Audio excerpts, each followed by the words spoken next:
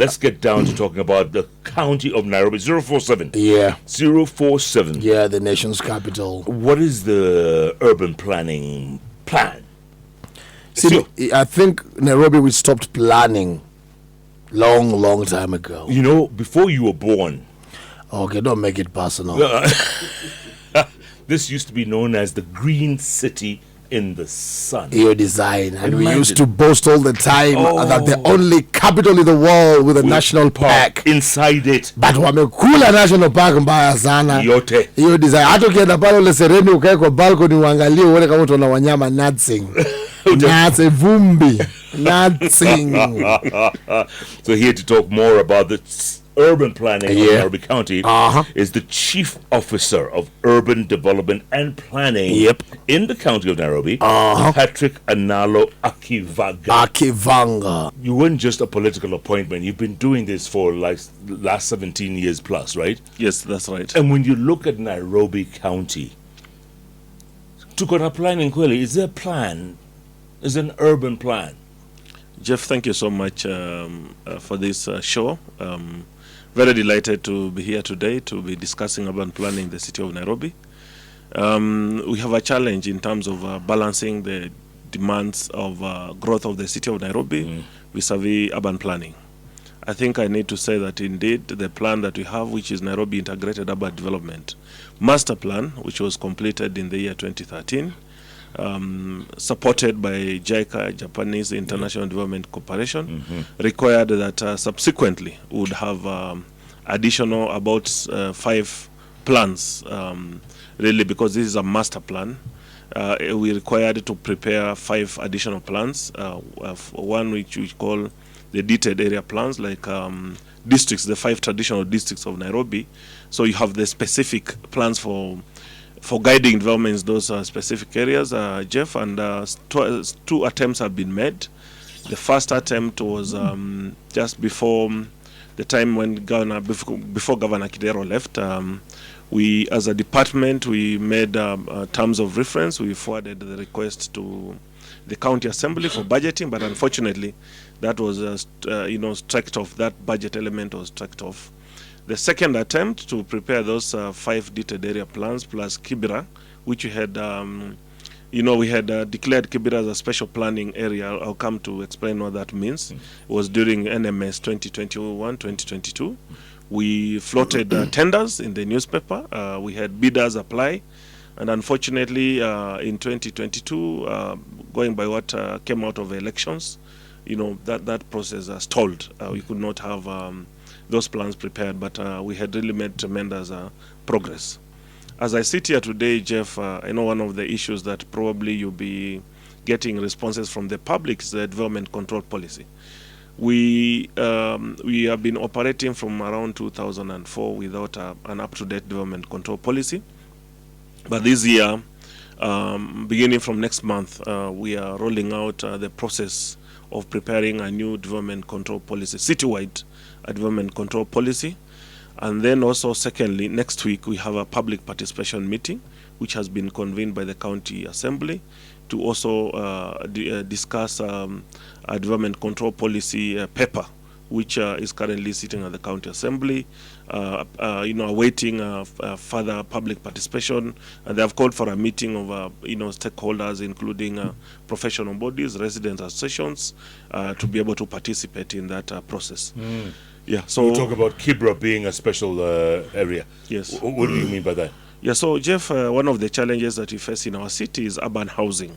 You realize that almost 40% of our residents are living in informal settlements, one of them being Kibera. You remember from the last population census, I think of 2019, Kibera was found to be having about 900,000, I think 600,000 people who are living in informal settlements. So when you declare a place as a special planning area, you basically lower the standards in terms of you allow for accommodation or housing provision below the stipulated guidelines. For example, if a road network in a settlement like that one requires that you have to provide 18 meters, but you have settlements that are already currently established. You allow for 12 meters so that you're able to help those people get out of their current situation. You remember we have the Nubian community who actually claim ownership to almost half of that land. We have been engaging them in a process of master planning to be able to, to bring them on board so that government can government actually allocated part of that land.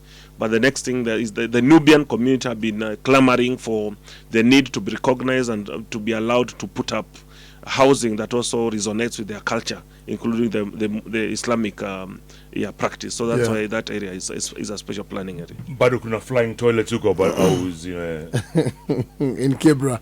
Of course. But Jeff, I want to say that of course we still have a small pockets of Kibera where we have flying toilets, but significantly, Jeff, one of the areas where we've really done quite well in working with also community-based organization is Kibera. Shofco, for instance, which is an NGO supported by the county government of Nairobi, has established sanitary facilities in Kibera. We have boreholes which were done by the Nairobi Metropolitan Services, Nairobi County, which are providing water in Kibera. But of course, the challenge is the ability to pay. That's why the governor actually has come up with a program to do an additional 20 toilets in the various parts of the city, including the central business district, where you've seen the challenge of having access to sanitary facilities. So it's not just in informal settlements. Even in the central business district, Jeff, if you're in the downtown area and you really want to to stand somewhere quickly, you will find sometimes the distance to the nearest public toilet is quite not and then they charge. See, how much is 10 bob or 20 bob? They do charge. So what happened currently? The city council, entered into an agreement with the welfare groups, youth groups, and handed over some of those toilets to them. So that's why they charge that 10 bob for access. Correct. But when we do the 25 new toilets, that pricing is going to be reduced significantly. As a country and as a city, we are very good when it comes to coming up with plans. Decorated on paper, plans on paper and everything, and then seeking budgetary approval. But once ganji imetoka, hapo ndio sasa mambo inagonganga mwamba. Igunza, everything starts with planning. Yes. Hiyo yote iko sawa. We are very good at that. Tukionyeshwa, including hata tukitengeneza hizi barabara zetu, watakuambia kutakuwa na lanes designated for motorbikes. Nani hao nakwambianga? Mimi nasema ile skiza the planners. Sawa. Senye tunapewa hizi presentations. Until sasa ganji itoke. Unasikia amedwela hapo akisema the county assembly is responsible for approving those budgets. Once the budget has been approved, hapo ndio sasa kizungumkuti inaingilia. For instance, mlijenga hii new terminal hapo Luna Park, mali Luna Park ilikuwaga ya matatu.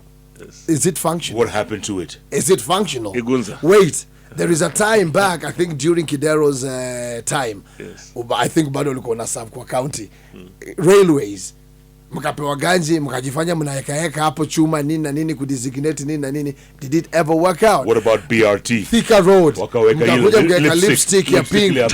Wakajenga some shades. Thika Road ilikuwa national government. Yeah. I think you need to appreciate in our city we have what we call shared mandate.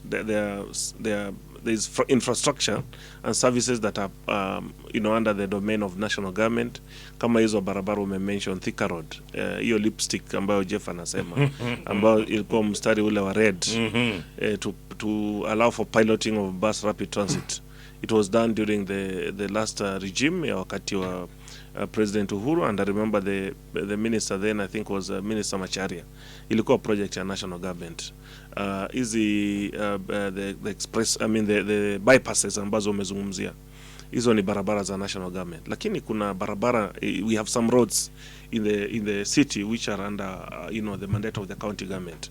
And I'll pick, for example, a settlement like let me give you, for example, Chania Avenue, which has it had really deteriorated.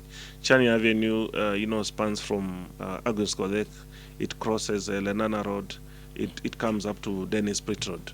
We are recarpeting that road. Why recarpet? Why not of a whole that infrastructure? Namtengeneze from the foundation. You see, Gunza, kila mtu ako na kazi yake. Kwa sasa ma engineers wamesomea hiyo kazi yake vile tu ni mwanahabari. They do the assessment, they establish whether the foundational base is still intact. If it's affected, then you do an overhaul. If it's not affected, you recap it. But kumbuka Igunza, challenges ambazo tuko nazo, the challenges we have are quite many. If you talk about Kilimani district, for example, Kilelesho, how many roads do we really need to fix? All of them. All of them. Yeah. So if you concentrate on overhauling one road, it will take quite a question. A long time, is it possible?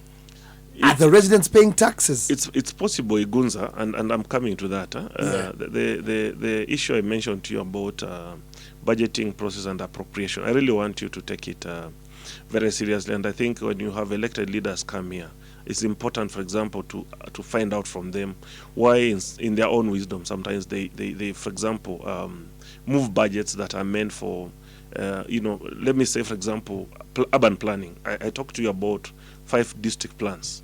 If we are not funded, Iguza, if for whatever reason the assembly, does not approve, yes, there's very little that we can do. So what are these districts that we are talking about, the 5 ones, the traditional we ones? We had done what we call the North Airport Corridor district.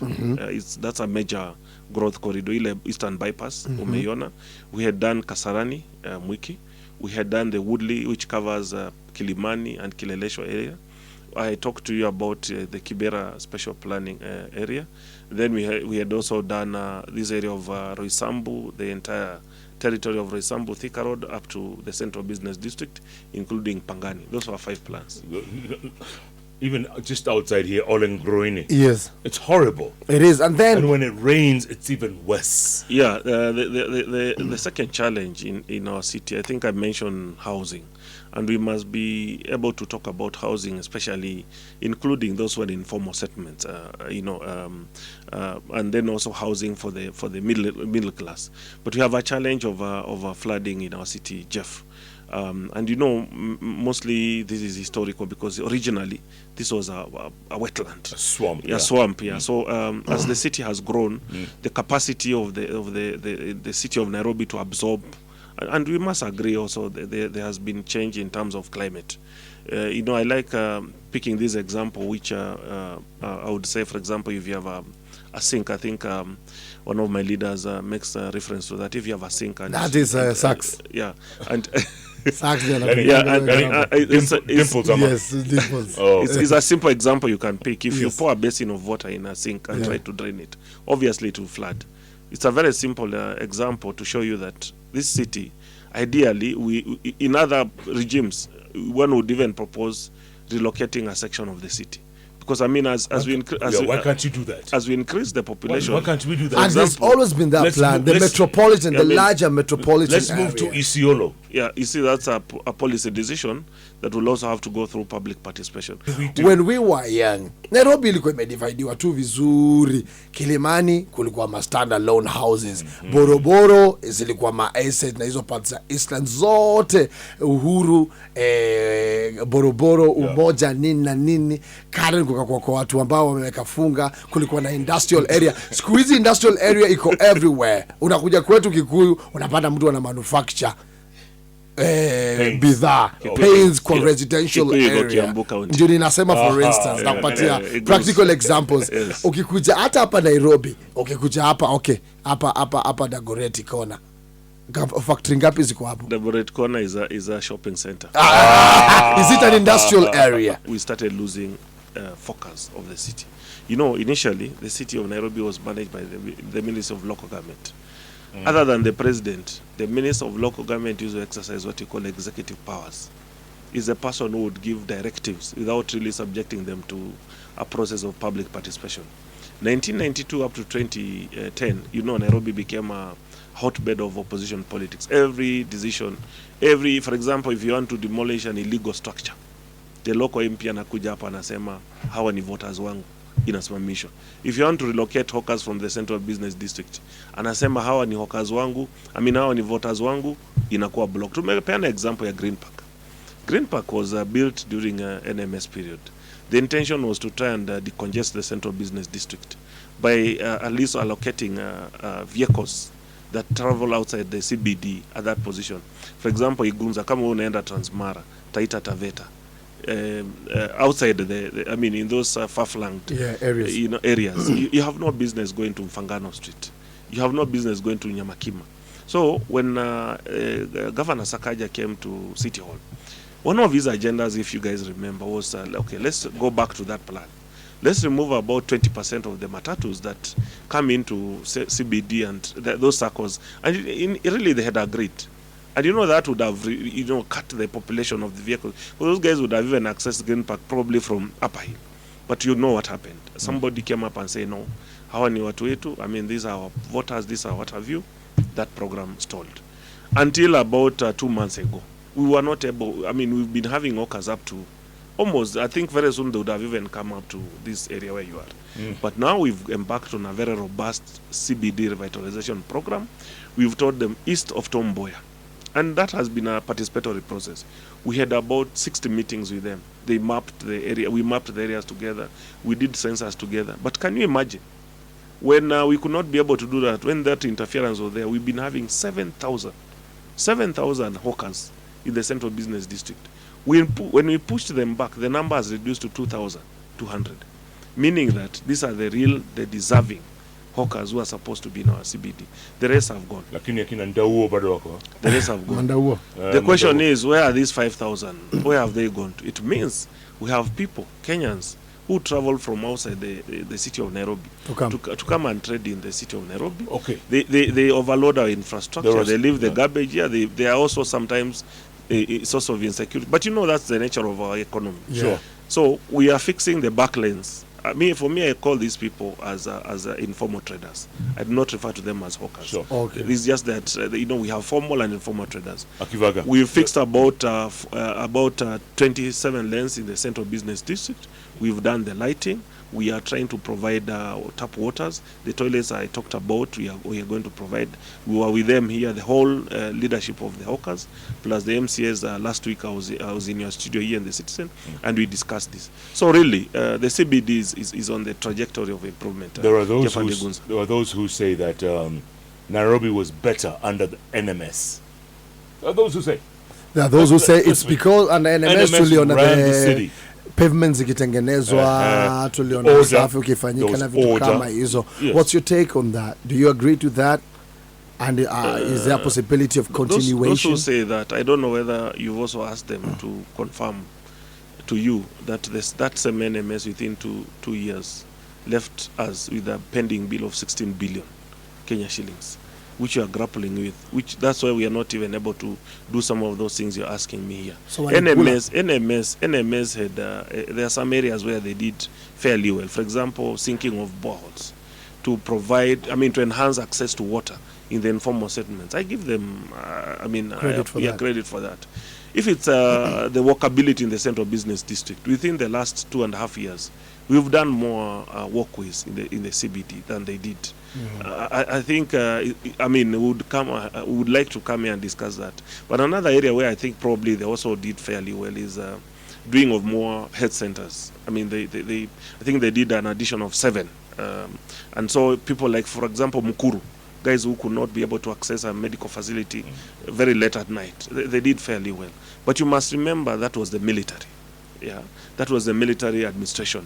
There are some things which were suspended. For example, the procurement process was not elaborate as it would be under the current administration. They were using what they call the executive office of the president framework of procurement. So if you say a borehole in Kilimani, in 2-3 weeks, money is appropriated, it's sunk. For us, you have to go through an entire process of public participation. Guys will tell you, who told you that we want the borehole. Probably what we wanted is street lighting. So I think that's a very subjective statement to say that they did better. So should we give them another chance again? NMS juni military wakuja wafanye walainishe when everything is working now, then aturudi mrengo huu mwingine. Gunza, if under the current administration under Governor Sakaja, we are doing 4 new stadiums which had stalled within 2 years. Jeff, if under the current administration under Governor Sakaja, we are now feeding almost 400,000 kids in the school feeding program.